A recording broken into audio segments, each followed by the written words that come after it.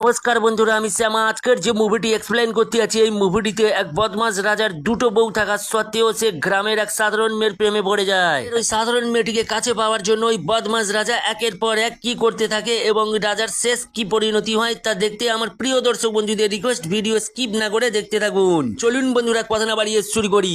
মুভির শুরুতে আমরা জোয়ালা ভাই নামে একজনকে দেখতে পাই, যে বসে বসে কিছু একটা ভাবছিল। একটি লোক দৌড়ে এসে বলে, মালকিন, মালিসার মেয়ে চলে এসেছে। এটা শুনে জোয়ালা ভাই অনেক খুশি হয়। গাড়ি করে মালিসার পিকচার পরিষ্কার করে। এক ব্যক্তি জোয়ালা ভাইকে বলে, মালকিন, এটাই মালিসার মেয়ে। মেয়েকে দেখে জোয়ালা ভাই অনেক খুশি হয়। মালিসার মেয়ে রাগান্বিত অবস্থায় জোয়ালা ভাইকে বলে, বাবা গ্রামবাসীর জন্য আপনার বিরুদ্ধে যুদ্ধ করেছে। বলে, তোমার বাবা মালিসা নয়, পরিচয় জানার সময় এসেছে। বলে আমরা ফ্ল্যাশব্যাকে কিছু দৃশ্য দেখতে পাই। ছেলেটিকে দেখতে পাচ্ছেন, এর নাম মালিশ। কোলেতে যে মেয়েটি আছে এর নাম রুদ্রাঙ্গী। বৃদ্ধ লোকটিকে দেখা যাচ্ছে, এটা হচ্ছে মালিশের ঠাকুরদা। রুদ্রাঙ্গী হচ্ছে মালিশের দূর সম্পর্কে পিসির বোন। বাবা কয়েক বছর আগে এক জটিল রোগের কারণে মারা গেছে। রুদ্রাঙ্গীর বাবা মাকে জমিদারের পাওনা টাকা পরিশোধ না করার কারণে মেরে ফেলা হয়েছে। এই বৃদ্ধ লোকটি এই দুইজনকে নিয়ে সবসময় চিন্তায় থাকতো। মালিশের দাদাজি মঙ্গলসূত্র বের করে তাদের দুইজনকে বিয়ে করতে বলে। পরে মালিশ সারা জীবন রুদ্রাঙ্গীর খেয়াল রাখতে পারে। সূত্র পড়ানোর পর মালিশ তার দাদাকে কথা যায় যে সারা জীবন রুদ্রাঙ্গীর খেয়াল রাখবে। দিন সকালে দাদাজির কাছে জমিদারের লোক আসে। যাওনি কেন? তোমাকে কি অন্যভাবে বোঝাতে হবে নাকি? তখন দাদাজি বলে, আমার শরীরটা ভালো যাচ্ছে, একটু সুস্থ হলেই খেতে কাজে যাবো। ওরা মাত্র এই যে লোকটি দেখতে পাচ্ছেন, এর নাম উজান ভাই, খুব রেগে যায়। উজান ভাইয়ের লোকজন দাদাজিকে বেঁধে টানতে টানতে উজান ভাইয়ের কাছে আনে। পেছনে পেছনে মালিশও ছুটে আসে। গেটের সামনে বেঁধে রাখা হয়। উজান ভাইয়ের লোকেরা বেধড়ক ভাবে এই বৃদ্ধ লোকটিকে মারতে থাকে। এটা দেখে সহ্য করতে না পেরে উজান ভাইয়ের পায়ে এসে পড়ে। বলে, আমার দাদাজিকে ছেড়ে দাও, বদলে আমি কাজ করবো। বসতে মালিশ এবং রুদ্রাঙ্গীকে দূরে ছুড়ে ফেলে দেয়। এরপর দাদাজিকে বেধড়ক পেটাতে থাকে। বসতে মালিশ চাম্বাটুল দিয়ে উজান ভাইয়ের কপালে মারে, ধুলো ছিটিয়ে দেয়। দাদাজির কাছে গেলে দাদাজি বলে, তুমি এখান থেকে পালিয়ে যাও, আমি আর বাঁচবো না। দাদাজির কথা শোনা মাত্র মালিশ ওখান থেকে দৌড়ে পালিয়ে যায়। উজান ভাইয়ের এক লোক বলে যে বাচ্চাটিকে খুঁজে এখনই মেরে ফেলা উচিত। উজান ভাই বলে, তোমরা বাচ্চাটিকে গিয়ে খুঁজে আনো। উজান ভাই লক্ষ্য করে রুদ্রাঙ্গীর ওপর। বউকে ডেকে বলে, ওই মেয়েটিকে লালন পালন করো, বড় হলে ওর সঙ্গে আমি শারীরিক সম্পর্ক করব। পর উজান ভাই তার লোকজনদের বলে, তার আগে আমাকে ভীমরাজকে সরাতে হবে, ওই আমার পথের কাঁটা। আমরা ভীমরাজকে দেখতে পাই গাড়িতে করে নিজের প্রাসাদের দিকে যাচ্ছিল। উজান ভাইয়ের লোকজন গাড়ি আটকে দেয়। নামতেই ভীমরাজকে বন্দি করে নেয়। এখানে মালিশ চলে আসে আর তার চাম্বাটুল দিয়ে উজান ভাইয়ের লোকজনকে মারতে থাকে। ভাইয়ের লোকজন একটু কাবু হয়ে যায়। ভীমরাজ একের পর এক উজান ভাইয়ের লোকজনদের মেরে ফেলে। আর ওই ভীমরাজ মালিশকে সাথে নিয়ে তার প্রাসাদে ফেরে। মীরা ভীমরাজের কাছে আসে। ভীমরাজ তার স্ত্রীকে বলে যে এই ছেলেটির জন্য আজ আমি প্রাণে বেঁচে ফিরে এসেছি। ভীমরাজের স্ত্রী মীরা চেয়ারে বসিয়ে মালিশকে খেতে দেয়। দেখে ভীমরাজ রেগে যায়। পর মীরা মালিশকে নিচেতে খাবার দেয়। এটা এতই প্রখর ছিল যে মালিশ থালা চেটে পুটে খেয়ে নেয়। এরপর ভীমরাজ মালিশকে একটা রুমেতে নিয়ে আসে। সবসময় তার বদলা নিয়ে ছাড়ে। মালিশকে বলতে থাকে, আমি উজান ভাইকে কোনো মতেই ছাড়বো না। শোনা মাত্র মালিশ বলে, আমারও ওর উপরে অনেক রাগ রয়েছে, আমি ওকে আগেই মেরে ফেলবো। ভীমরাজ বলে, ওকে মারার সময় এখন না, যখন মারতে হবে আমি তোকে সময়ে বলে দেবো। মালিশ বুঝে যায় যে রুদ্রাঙ্গীকে আনতে এবং উজান ভাইকে মারতে আর বেশ কিছুদিন অপেক্ষা করতে হবে। আমাদের 15 বছর পরের দৃশ্য দেখানো হয়। তাই ভীমরাজ একজন জোয়ালা ভাই নামে মেয়েকে বিয়ে করে এনেছে। জোয়ালা ভাইকে নামতে বলে। ভাই ভীমরাজকে বলে প্রথম বইয়ের অনুমতি আনতে। পর ভীমরাজ মীরার কাছে যায়। প্রথমেই রাজি হচ্ছিল না, প্রেগনেন্ট, তুমি এটা কি করে করতে পারলে? তারপর মীরা রাজি হয়ে যায় ভীমরাজের ভয়ে। জোয়ালা ভাইকে বরণ করে নেয়। মীরা ভীমরাজকে যতটা ভয় পায় জোয়ালা ভাই ততটা পায় না। ভীমরাজ যখন জোয়ালা ভাইয়ের কাছে যায় তখন বুঝতে পারে এখানে কেউ ছিল। এখানে উজান ভাইয়ের কিছু লোক এসেছে তাকে মারার জন্য। জোয়ালা ভাই একাই সব গুন্ডাদের মেরে ফেলে। ভীমরাজ খুব রেগে যায়। পরের দিন ভীমরাজ মালিশকে উজান ভাইকে মারার জন্য বলে। মালিশ পৌঁছে যায় উজান ভাইয়ের প্রাসাদে আর সেখানে গিয়ে লোকজনদের মারতে থাকে। উজান ভাই হাতুড়ি নিয়ে এসে মালিশকে আঘাত করে। সময় মালিশের তার দাদাজিকে মারার কথা মনে পড়ে। মালিশের মধ্যে এক শক্তি জাগে আর উজান ভাইকে হাতুড়ি দিয়ে ঘুরিয়ে মারে। ভাইকে মালিশ তার দাদাজির মতো টানতে টানতে ভীমরাজের কাছে আনে। মালিশ উজান ভাইকে জুতার মালা পরিয়ে দেয়। উজান ভাই অনেক রেগে যায় আর তখনই ভীমরাজ বন্দুক দিয়ে উজান ভাইকে মেরে ফেলে। ভীমরাজ মালিশকে বলে, বল তুই কি চাস? মালিশ বলে, আমি নিজের জন্য কিছু চাই না, গ্রামবাসী যেন সারা বছর নদীর জল পায়, আমি এটাই চাই। ও বলে, এই গ্রামে যেন একটা স্কুল করা হোক। ব্যাপারটাতে ভীমরাজ সহজেই রাজি হয়ে যায়। স্কুলের ব্যাপারটাতে রাজি হয় না, কারণ ভীমরাজ জানে মনে শিক্ষার হার যদি বাড়ে তখন ভীমরাজকে কেউ কেয়ার করবে না। ভীমরাজ বাসরাত করার জন্য জোয়ালা ভাইয়ের কাছে যায়। মীরা বসে বসে কান্না করতে থাকে। যখন জোয়ালা ভাইয়ের সঙ্গে ইন্টিমেট হতে যাচ্ছিল সেই সময় ভীমরাজের মনে পড়ে ভাইয়ের লোকজনদের মেরে তাকে বাঁচিয়েছিল। ভীমরাজ জোয়ালা ভাইকে বলে যে সাহসিকতা শুধু পুরুষদের জন্য, এদের সবসময় শান্ত এবং নম্রভাবে কথা বলতে হবে। যেভাবে একটা সিংহ তার শিকারকে ভয় দেখিয়ে মজা নিতে পারে, তোমার চোখে ভয় না দেখবো আমি তোমার সাথে থাকবো না, তাই তুমি আমার সামনে মাথা নিচু করে দাঁড়াও। ভীমরাজের এমন কথা জোয়ালার ভালো লাগে না, কিন্তু তার তো কিছুই করার ছিল না। ভীমরাজ জোয়ালাকে বাদ দিয়ে মীরাকে নিয়ে যায়। আমাদের কিছু নাচ গানের অনুষ্ঠান দেখানো হয়। ভিড়ের মধ্যে জোয়ালার লক্ষ্য পড়ে মালিশের দিকে। ভীমরাজ শিকারের উদ্দেশ্যে বেরিয়ে পড়ে। এখন জোয়ালা নিচে চলে আসে। মালিশ যেখানে লাঠি খেলছিল, জোয়ালা মালিশের সাথে প্র্যাকটিস করতে থাকে। সময় মালিশ বুঝে যায় জোয়ালা তার কাছে কি চাইছে। মালিশ এটাকে ইগনোর করতে শুরু করে। যাই হোক, ভীমরাজ এদিকে শিকারে ছিল, তার চোখ জঙ্গলের ভেতর এক সাধারণ গ্রামের মেয়ের দিকে পড়ে। মেয়েটা একটা ছাগল নিয়ে খেলা করছিল। মেয়েটিকে দেখা মাত্র ভীমরাজ প্রেমে পড়ে যায়। মেয়েটিকে ভুলিয়ে ভালিয়ে ভীমরাজ তার গাড়িতে উঠিয়ে নেয়। বলে মেয়েটিকে গ্রামে রাখা ঠিক হবে না, একে প্রাসাদে নিয়ে গিয়ে আমি যত্ন করে রাখবো। এই কথা শোনা মাত্র মেয়েটি ভয় পায়। ভীমরাজ মনের আনন্দে গাড়ি নিয়ে সামনের দিকে বইতে থাকে। কিছুক্ষণ পর সামনে একটি পাগলি মেয়ে আসে। আমি ওই মেয়েটির সঙ্গে যখন কথা বলছিল, মেয়েটি গাড়ি থেকে নেমে পালিয়ে যায়। কিছুক্ষণ পর গাড়িতে না দেখতে পেয়ে ভীমরাজ পাগল হয়ে যায়। মন খারাপ করে ভীমরাজ রাজপ্রাসাদে ফিরে আসে আর ওই মেয়েটির কথা ভাবতে থাকে। সে খাবার দাবার খাওয়ার সময়ও মেয়েটির কথা ভাবে। দেখা যায় জোয়ালা ও মালিশের প্রেমে হাবুডুবু খাচ্ছে। মাথায় শুধু মালিশ ঘোরাফেরা করছিল। এদিকে ভীমরাজ সেই মেয়েটিকে খোঁজার জন্য আবার জঙ্গলে আসে, কোথাও দেখা পায় না। জোয়ালা তার দাসীকে বলছে, যাও এখনই গিয়ে মালিশকে আমার কাছে নিয়ে আসো। এরা যখন মালিশের কাছে যায়, মালিশ তাদেরকে বলে চলে যাও এখান থেকে। এরা এসে জোয়ালাকে এই কথা বলতেই জোয়ালা পাগল হয়ে যায়। এতে একটি বন্দুক বের করে সোজা মালিশের কাছে চলে আসে। কাছে এসে গলায় বন্দুকটা গিয়ে তার রুমে যেতে বলে। না, মালিশ জোয়ালার রুমে আসে। সেই জোয়ালাকে বলে যে আমি একটা মেয়েকে ভালোবাসি, ছোটবেলায় বিয়ে হয়ে গিয়েছে। জোয়ালা মালিশকে বলে যে দেখো, তুমি যদি আমার কথা মেনে নাও এবং আমার কথা মতো চলো, আমি তোমাকে এই প্রাসাদের রাজা বানিয়ে দেব। কাজ করো, ভীমরাজকে তুমি মেরে ফেলো। মালিশ জোয়ালাকে মানা করে যায় আর সেখান থেকে চুপচাপ চলে যায়। তারপর ভীমরাজ ওখানে চলে আসে। এসেই সেই মেয়েটির শুধু কথা বলছে। ভীমরাজ ওই মেয়েটির বর্ণনা বলে আর জোয়ালাকে ওই মেয়েটির স্কেচ বানাতে বলে। হয়ে গেলে ভীমরাজ দেখতে পায় যে ওই ছবিটি তার অ্যাসিস্ট্যান্টে রাখা ছিল। ভীমরাজ তার রুমে চলে যায়, মালিশকে ডাক করে। ভীমরাজ ওই মেয়েটিকে প্রাসাদে আনার জন্য মালিশকে বলে। আমরা মালিশের সাথে ওই মেয়েটিকে দেখতে পাই। করে মালিশ রাজপ্রাসাদে নিয়ে আসে। তা দেখে ভীমরাজ মালিশকে অনেক ধন্যবাদ জানায়। খুশি হয়ে বলে, তুই যা চাস আমি তাই দেবো। এখান থেকেই আমরা জানতে পারি ওই মেয়েটি অন্য কেউ ছিল না, ছিল রুদ্রাঙ্গী। মালিশ তাকে নিয়ে ভীমরাজের পায়ে পড়ে।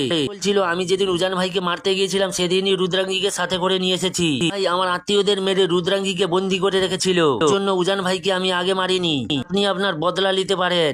আমি আমার দাদাকে কথা দিয়েছিলাম যে কারণে হোক আমি রুদ্রাঙ্গীর গায়ে আঁচড় লাগতে দেব না, এর জন্য মরতেও পারি। শোনার পর আপনি যদি মনে করেন আমার জীবন নিতে চান, তাহলে আমি হাসি মুখে দিয়ে দেবো। এর মুখে এসব কথা শুনে ভীমরাজ পাগল হয়ে যায়। এগুলো মীরা এবং জোয়ালা ভাইও দেখছিল। আশ্চর্যের বিষয়, ভীমরাজ মালিশকে কিছুই বলে না। কপালেতে তিলক দিয়ে দুজনকে বরণ করে নেয়, জায়গাও দিয়ে দেয়। ভীমরাজ বলে, এদের বিয়ে ধুমধাম করে দিয়ে দাও, কারণ এদের ছোটবেলায় তো আমি বিয়ে দেখিনি। দেখে মীরা খুবই খুশি হয়। ভাবতে থাকে সাধারণ মেয়ের জন্য মালিশ পাগল হয়ে গিয়েছে। ভীমরাজকে আমরা দেখতে পাই তার মনে কিছু একটা চলছে। দুইজনকে ভালোভাবেই বিয়ে দেয়। জোয়ালার কাছে আশীর্বাদ নিতে যায়। তখন রুদ্রাঙ্গীকে বলে, তোকে কে আসতে বলেছে? কি এমন রয়েছে যা আমার মধ্যে নেই? দেখে মালিশ পুরো পাগল। রুদ্রাঙ্গী জোয়ালার ব্যাপারে অনেক কথা বলতে থাকে। মালিশ আমায় বলেছে আপনি ভেতর থেকে অনেক নরম, যা বাইরে থেকে যতটা শক্ত। মাত্রই জোয়ালা খুশি হয়, কিন্তু হঠাৎ করে আবার রেগে যায়। পর মালিশ ও রুদ্রাঙ্গী যখন প্রাসাদ থেকে বেরিয়ে যাচ্ছিল, দুজনকে আটকায়। আর এখানে ভীমরাজের আসল রূপ আমরা দেখতে পাই। কি এমনি আমি জায়গা দিয়েছি? রুদ্রাঙ্গীকে একটি রাতের জন্য আমার কাছে পাঠিয়ে দিস, কিছু যদি তুই চাস সেটাও পাবি। মালিশ খেপে যায় আর বলে, আপনি ধৈর্যের সীমা পার করবেন না। বলতে থাকে, আজ আমার রুদ্রাঙ্গীর দিকে যদি কেউ খারাপ নজর দেয় তাকে আমি জীবিত রাখবো না। ভীমরাজ বলে, তাই নাকি? এর কথাতে ভীমরাজের লোকজনেরা চারিপাশ থেকে ঘিরে ফেলে। রুদ্রাঙ্গীকে বাঁচানোর চেষ্টা করতে থাকে। ওদের সঙ্গে মারপিট শুরু হয়ে যায়, কিন্তু লোকজন বেশি থাকার কারণে একসময় হার মেনে নেয়। ভীমরাজ রুদ্রাঙ্গীকে জড়িয়ে ধরে, বলতে থাকে, তুই না রুদ্রাঙ্গীর জন্য মরতে চেয়েছিলিস, আমি সেটাই উপহার দেবো। জোয়ালা ভাই ঘাড়েতে বন্দুক ধরে থেকে তাড়াতাড়ি রুদ্রাঙ্গীকে নিয়ে যেতে বলে। দেরি না করে তড়িঘড়ি ওখান থেকে বেরিয়ে যায়। যাওয়ার পর জোয়ালার হাত থেকে বন্দুকটা কেড়ে নিয়ে রাগেতে একটা থাপ্পড় মারে। বলে, কিভাবে তোর সাহস হলো স্বামীর ওপরে বন্দুক তাক করার? নিজেকে সিংহ মনে করিস? বলে, তুই তো পুরুষ নামে কলঙ্ক। আসল শিকারী হয়ে থাকিস তাহলে খোলা ময়দানে মালিশকে শিকার করে দেখা। তখনই বুঝতে পারে যে মালিশের সাথে লড়াই করাটা কতখানি ভয়ানক হতে পারে। ভীমরাজ যেটা করবে তা কল্পনার বাইরে।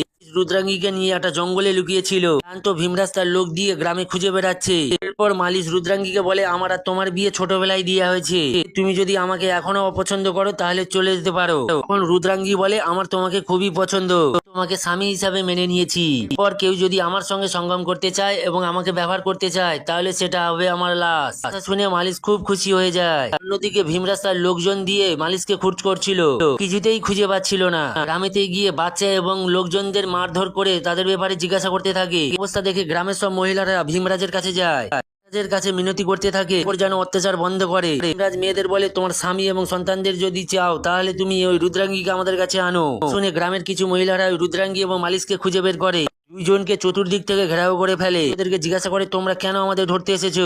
ওখানে থাকা একটি মেয়ে সব কথা খুলে বলে। মেয়েটি বিয়ে হওয়ার পর আশীর্বাদ নেওয়ার জন্য ভীমরাজের কাছে যায়। ওই মেয়েটি স্বামীর সাথে যখন বাইরে যাচ্ছে, ভীমরাজ তখন গাড়ি নিয়ে তাদের সামনে চলে আসে। থাকে, তোমাকে আমার ভালো লেগেছে। মেয়েটির স্ত্রী আমি খুব রেগে যায়। ভীমরাজ ওই লোকটিকে গাছেতে মেরে টাঙিয়ে দেয়। মালিশকে আরো বলে যে ওই লোকটি মোটেও ভালো নয়, কিন্তু আমরা চাই তুমি মাথা নিচু করবে না। ওই ভীমরাজ যদি আমাদেরকে মেরেও ফেলে তাতেও তুমি মাথা নিচু করবে না। ওই মেয়েটি রাজমহলে এসে বলতে থাকে। কথা শুনে ভীমরাজ রেগে যায়। ভীমরাজ লোকজনদের দিয়ে মেয়েদের কাপড় সব খুলে নিতে বলে। রুদ্রাঙ্গী মালিশকে বলে, তুমি কিভাবে থাকতে পারো কাপুরুষের মতো লুকিয়ে? তাই মালিশ সিদ্ধান্ত নেয় ভীমরাজের সঙ্গে লড়াই করবে। ভীমরাজের লোকজনেরা গ্রামের মহিলাদের উপর যখন অত্যাচার করছিল সেখানে মালিশ এসে তাদেরকে মারতে থাকে। ভীমরাজের অ্যাসিস্ট্যান্ট কারনামকে মালিশ বলে যে তুমি ভীমরাজকে গিয়ে বলে দাও এটা তার বাবার নয়, ওকে ওর সীমানার মধ্যে থাকতে বলো। মতো কারনাম ভীমরাজকে সব কথা খুলে বলে। ভীমরাজ তার লোকজনেদের বলে নদীর জল আটকে দাও। কথা মতো ভীমরাজের লোকেরা সেই কাজটি করে। এতে গ্রামবাসীরা একটু সমস্যায় পড়ে, কিন্তু তাতেও মাথা নত করে না। দেখতে কিছুদিন কেটে যায় আর গ্রামে জল সংকটের সমস্যায় পড়ে। থেকে বুড়ো থেকে শুরু করে সবাই জল না খাওয়ার কারণে দুর্বল হয়ে পড়ছে। দেখতে দেখতে এক পর্যায়ে গ্রামের পরিস্থিতি ভয়ানক আকার ধারণ করে। এটা কোনো মতে মেনে নিতে পারছিল না, তো করে নেয় সে ভীমরাজের কাছে যাবে। গ্রামবাসীদের বলতে থাকে, আমি নিজের জন্য কাউকে মরতে দেব না, এর কারণ হচ্ছে আমি, আর তাই আমি সিদ্ধান্ত নিয়েছি আমি ভীমরাজের কাছে যাব। মালিশও মেনে নেয়, কারণ সে বুঝে গিয়েছিল ভীমরাজের পক্ষে যাওয়া কিন্তু এটা সহজ ছিল না। কারনামা গিয়ে ভীমরাজকে জানায় রুদ্রাঙ্গী আপনার কাছে আসছে।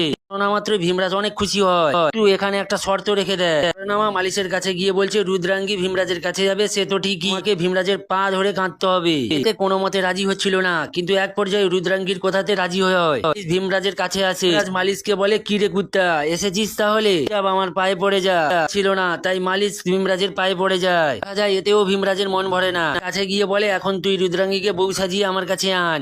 বউ সেজে আমার কাছে এলে আমি তবেই গ্রামবাসীদের জল দেবো। পর মালিশ ভীমরাজের কথাতে রাজি হয়ে যায়। গ্রামেতে এসে রুদ্রাঙ্গীকে সব কথা খুলে জানায়। পুজো করে শেষবারের মতো ঘরে গিয়ে ভাতটা খেয়ে নিয়ে বেরিয়ে পড়ে। রুদ্রাঙ্গীকে মহলে নিয়ে যায়। পর ভীমরাজ মালিশকে ঘ্যাম দেখিয়ে রুমের ভিতরে যায়। অন্যদিকে দেখা যায় ভীমরাজ কথা মাত্র নদীতে জল ছেড়ে দিয়েছে। এরপর ভিতরে এসে ভীমরাজ রুদ্রাঙ্গীকে বলতে থাকে, তোরা হচ্ছে আমার পায়ের ধুলো, সময় আমার পায়ের তলায় থাকবি। রুদ্রাঙ্গী দাঁড়িয়ে দাঁড়িয়ে শুধু কান্না করছিল। এদিকে জোয়ালা মালিশকে বলছে, তুমি যদি সেদিন আমার কথা মেনে নিতে তাহলে এই দিনটা আজ দেখতে হতো না। না ভীমরাজ বেঁচে থাকতো আর না ওই বেচারিকে এত কষ্ট পেতে হতো। এদিকে জোয়ালা জানতো না যে মালিশ কেন এসব করছে। ঠিক তখনই ওখানে কারনামা চলে আসে আর জোয়ালাকে জানায় যদি না এমনটা করতো তাহলে গ্রামের মানুষেরা জলের অভাবে মারা যেত। মীরা একটা কন্যা সন্তান জন্ম দিয়েছে। এই জোয়ালাকে মিনতি করতে থাকে যে প্লিজ তুমি এই মেয়েটিকে আমার লক্ষ্য রেখো, লালন পালন করো। পুলিশের হাত ধরে বলে তুমি এই বাচ্চাটার খেয়াল রেখো। শ্রুতি দিয়ে মীরা ওখানে মারা যায়। আমরা দেখতে পাই রুদ্রাঙ্গীও মারা যায়। এর আগে মালিশ গিয়ে ভীমরাজকে অ্যাটাক করে বসে। দেখা যায় গ্রামবাসীরাও ক্ষিপ্ত হয়ে পড়ে। মালিশকে বলে তোমাকে আগে এই বাচ্চাটিকে এখান থেকে বের করতে হবে। ভীমরাজের লোকেরা চারিদিক থেকে ঘিরে ফেলে, তাদের সাথে একাই ফাইট করতে শুরু করে। ভীমরাজ চিৎকার করতে করতে বেরিয়ে আসে। মালিশের এক বন্ধু বাঘা চলে আসে। বাঘাকে বলে তুমি এই বাচ্চাটিকে নিয়ে শহরে চলে যাও, আমার মতন এই বাচ্চাটিকে বড় করো এবং শিক্ষা প্রদান করো। এরপর রানা ওখান থেকে বাচ্চাটিকে নিয়ে বেরিয়ে যায়। ভীমরাজ মালিশকে মারতে থাকে। মালিশকে মারতে মারতে প্রাসাদের বাইরে বের করে ফেলে। বাইরে বেরিয়ে দেখে গ্রামবাসীরা সামনে দাঁড়িয়ে। গ্রামবাসীদের মধ্যে কয়েকজন ভীমরাজকে হামলা করতে গেলে ভীমরাজ তাদেরকে পাল্টা হামলা করে এবং মেরে ফেলে। এতেও কাজ হয় না। এক পর্যায়ে গ্রামবাসী সবাই ভীমরাজকে একটা গাড়ির সাথে বেঁধে ফেলে। কারণ আমাকেও ভালো কাজ করতে দেখা যায়, কিন্তু ভীমরাজকে দেখা যায় মোটেও কাবু হয়নি, শক্তিশালী ছিল। সে ওই গাড়ি ভেঙে এক পর্যায়ে বাইরে বেরিয়ে আসে। ভীমরাজের সঙ্গে মালিশের একটা ফাইটিং শুরু হয়। জখম করে তলোয়ার নিয়ে সিংহাসনে বসে পড়ে। মনে করে সে তার শাসন আবার শুরু করবে, কিন্তু এদিকে দেখা যায় গ্রামবাসীরা ভীষণ ক্ষিপ্ত ছিল। গ্রামবাসীরা মালিশের দিকে একটা তরবারি ফিকে দেয়। গ্রামবাসীরা ভীমরাজকে চারিদিক থেকে ঘিরে ফেলে। ওয়ালাও একটা তরবারি হাতে নিয়ে এগিয়ে আসছিল। মালিশ যখন তরোয়ার নিয়ে সামনের দিকে দৌড়ে আসছিল তখন ভীমরাজ তার তরোয়ার দিয়ে নিজের গলা নিজে কেটে ফেলে। কারণ ভীমরাজ বুঝে গেছিল গ্রামবাসী সহ জোয়ালা এবং মালিশ তার বিপক্ষে এবং সে কোনো মতেই বাঁচবে না। এদিকে মালিশকে যে ছুরি দিয়ে আঘাত করেছিল এই কারণে মালিশ মাটিতে লুটিয়ে পড়ে। জোয়ালা চলে আসে। মালিশ জোয়ালাকে বলতে থাকে এই মহলটাকে একটা স্কুলে পরিণত করবে। গ্রামবাসীদের মধ্যে অনেক শিক্ষার হার বাড়ে, গ্রামটাকে যেন সুন্দরভাবে পরিচালনা করে বলেই মালিশ ওখানে শেষ নিঃশ্বাস ত্যাগ করে। কোন ঘটনা গ্রামবাসীদের চোখে জল চলে আসে সিন আমরা বর্তমানে দেখতে পাই। ওই জোয়ালা মেয়েটিকে বলে তোমার কর্তব্য তোমার মার মতো সিংহাসনে বসে সবকিছু পরিচালনা করতে পারে। দেখা যায় ওই প্রাসাদটিকে একটি বড় স্কুলে পরিণত করে। সমস্ত কিছু মালিশ এবং রুদ্রাঙ্গীর জন্যই হয়েছে। এখানেই বন্ধুরা এই গল্পটা শেষ হয়। তো বন্ধুরা এই মুভিটি কেমন লেগেছে অবশ্যই কমেন্ট বক্সে কমেন্ট করবেন। ভালো লাগলে একটা লাইক দিয়ে দেবেন। পরবর্তী ভিডিও নিয়ে চলে আসবো বন্ধুরা। অবশ্যই আমার চ্যানেলটিকে সাবস্ক্রাইব করবেন। ভালো থাকবেন, সুস্থ থাকবেন, টাটা বাটা।